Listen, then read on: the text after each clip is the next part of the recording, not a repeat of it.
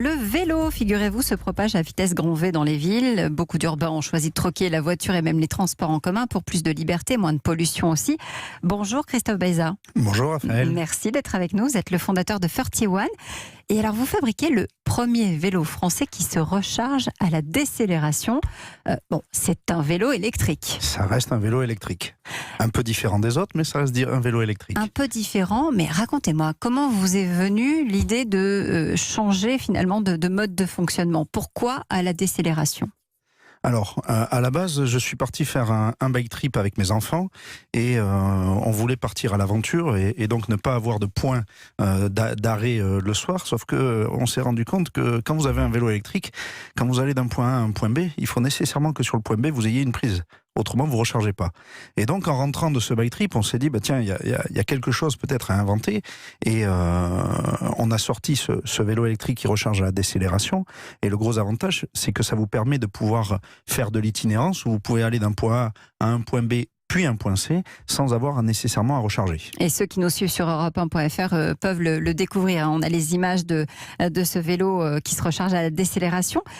Vous êtes à Toulouse, vous travaillez depuis combien de temps sur ce projet? Comment est-ce que vous êtes passé du vélo électrique tout simple à finalement ce deuxième concept? Alors, on existe depuis 2013 et dès le départ, en fait, comme je dis tout le temps, je voulais pas faire un vélo, mais un objet de mobilité. Dans objet, on entendait quelque chose qu'on puisse mettre dans son salon, qui soit suffisamment joli, et dans mobilité, quelque chose qui change, un service différent. C'est comme ça qu'on est devenu le premier vélo électrique en libre service de France. On a équipé la ville de Vannes avec grâce à ma voisine Transdev. Oui. Le monde est petit. Et donc on voulait un peu changer les codes, bousculer un peu tout. Et l'autre phase de nos développements, c'est toujours l'innovation. Donc là, on parle du vélo qui se recharge à la décélération, mais on a été aussi le premier vélo à changement de vitesse automatique, etc., etc. On recherche toujours quelque chose de différent de ce qui se pratique. Ouais, c'est allé assez vite d'ailleurs, parce que 2013, c'est le démarrage, 2014, c'est le premier vélo qui sort. C'est ça. C'est ça, on est allé assez vite. Alors, on était déjà en discussion avec Transdev au moment de la création de la société. Vous avez déposé un brevet pour ce nouveau vélo, ce nouvel objet de mobilité, pardon. Alors aujourd'hui, on se rend compte que le marché des mobilités et du vélo va tellement vite que dépenser de l'argent dans des brevets, ça sert à rien. Le temps qu'il y ait quelqu'un qui nous copie, on sera déjà passé à autre chose.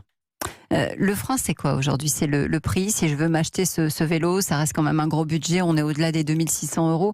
Donc c'est la raison pour laquelle vous essayez de le proposer davantage aux collectivités, aux entreprises en location? Alors non, c'est pas spécialement le prix, parce qu'en plus aujourd'hui on propose de la location longue durée. Donc vous pouvez acquérir le vélo pour 2,50 € par jour. Ouais, comme une voiture finalement. Exactement comme une voiture. Par contre, comme je vous disais, on veut, notre volonté, c'est aussi de vouloir changer les mobilités. Donc on l'a exprimé à travers les collectivités. Aujourd'hui, on se positionne très fortement sur le parc d'entreprises et on propose des vélos en libre service avec des bornes et aussi des contrats de maintenance. Donc on veut convertir les entreprises à l'utilisation du vélo. Et c'est un vélo 100% français? Et c'est un vélo qui est conçu et assemblé en France, oui, tout à fait. Elisabeth, le vélo, on est de plus en plus nombreux à s'y mettre. Mais oui, parce que près de 2 Français sur 5 aujourd'hui utilisent le vélo dans leur quotidien. C'est en augmentation chaque année. On peut le dire, le vélo est revenu dans la vie des Français au-delà des grandes villes. C'est maintenant un petit peu partout. Guillaume, notre coach. Donc moi j'ai vu, vous avez 5-6 ans d'expérience. J'ai vu que vous aviez eu c'est intéressant pour nos auditeurs, un repositionnement un peu de votre stratégie, avec une nouvelle stratégie qui a été mise en place récemment, je crois. Tout à fait, oui. C'est cette nouvelle stratégie qui s'exprime surtout sur le parc d'entreprise.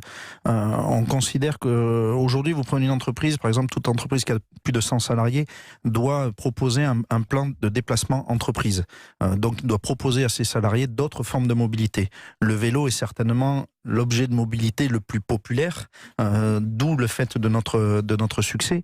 Et j'insiste, mais le fait de proposer en tant que marque aussi des contrats de maintenance nous permet aux entreprises d'arriver avec des solutions totalement clés en main. On reste ensemble et on continue à parler de ces nouvelles mobilités aujourd'hui sur Europe 1. Il est 13h37. Europe 1. Et on vous attend, 3921 Twitter, c'est la France qui bouge. Vous avez la parole.